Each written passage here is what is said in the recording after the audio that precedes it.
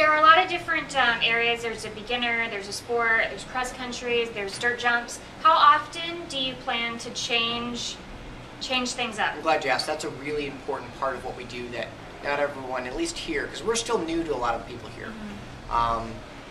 So first off, if you enjoy riding a bike, we want to have an area here for you. Be it beginner, cross-country style, dirt jump style. There's no dirt here, but we built that style. We have the Subaru Street Park, we have the foam pit. Lots of different types of riding. So it's a mountain bike park first. We allow BMX bikes and mountain bikes in every part of the park every day. But change is a big part of what we do. The park today is a lot different than it was yesterday or the day before, Every day we're constantly making either, sometimes small, sometimes big. If we see something that's unsafe, we'll change it immediately. So anytime we see an opportunity to make it better, we're doing that. But the reason we close in the summer is for what you're talking about. We'll make substantial changes so even the people that have been here have a reason to come back because the park will have elements that are new and different. How much, it's hard to say. I'd say probably a third of it will be different. We don't change everything. But anytime we see an opportunity to either grow or improve, we will, or be safe.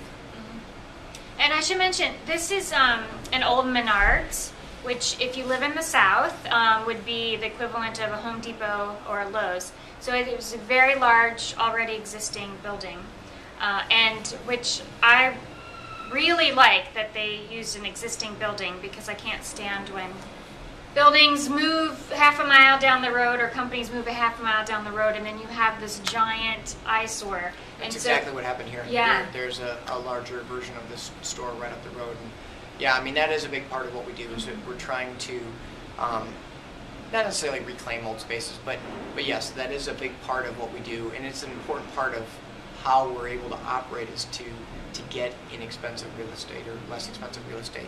Well, there's not a lot that you can do in this big of a building. It's sat vacant for years. But another part of that too is when we, so Ray is really the creative genius behind figuring out all the trails. He led a team of local tradesmen that built this whole park out. So we didn't just show up here with a bunch of builders from Cleveland. We hired people in the area that worked all summer to build the park. So there's an element there as well. Very good. So tell us about the Women's Weekend that you had last week. Women's Weekend's been a really fun event. It's been one of our biggest turnout weekends in Cleveland every year. So we had to do it here, of course. We worked with Lee Donovan. Lee Donovan's a very successful professional rider, and she got a team of coaches. We had about 8 riders, I believe, at each location, and it's a free skills day.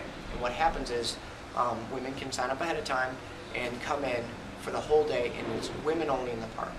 And if it's a free day where you can come in and everywhere from the most basic beginner to the most advanced rider, there was a coach in the park that could help the women learn both the skill and the confidence without anyone else watching or being, they were able to work amongst themselves for the entire day, and it went throughout the weekend, but it was a great day. We had about 85 women here, more than that in Cleveland, but really, really fun, successful event that we'll continue to do in both parks. Cool. Yeah, I lead a women's beginner intermediate bike ride through the summer, and women are much more likely to try new skills when they're just with other women than with their spouses or their boyfriends. So I think that's really, really cool. Yeah, and we really like the venue that we have for that, right? Because we have a controlled environment that you can repeat something very easily. Yes. You're not competing with sound and weather, anything like that. So we feel like we have a really, really good environment for that program. So we will, like I said, continue to grow that every year. We really like that event. That's very cool. A lot of people see videos and images of the park and they feel like it's too big for them. Too big for them? Meaning you walk in, and unfortunately the first thing you see when you walk in is our most advanced area of the park, the Subaru Street Park and the Troy Lee expert jumps, and that's not for everybody. And so we have a dedicated beginner area. We really like to let people come in and look at the park. You don't have to pay to come in to check it out. We encourage people to come in, walk around, and once people get here, more times, often than not, they're going to find something that they're going to have fun with. But I know that there's a lot of people that have the perception that the park doesn't have something for them, that it's too big or too dangerous or too scary. And we would ask that you come in and check it out. We welcome you in, and it's all about having fun. Very good. And I should also mention, they have a lounge area with free Wi-Fi. Yep. And lots of picnic tables inside, and I saw people had even ordered Domino's pizza. So You can bring your own food in. Bring your own food, yeah, which is really cool.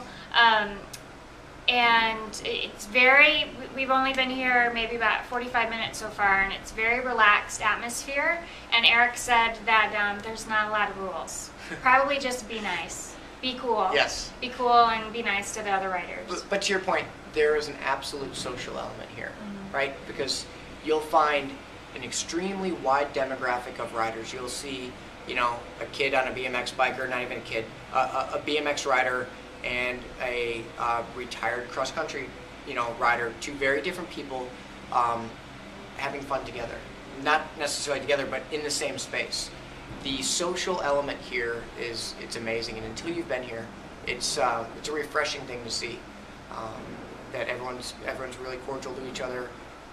You're right. You know, we like to say that there's very few rules because everyone's very respectful in both directions. But yes, that is the difference between going to a gym and coming here.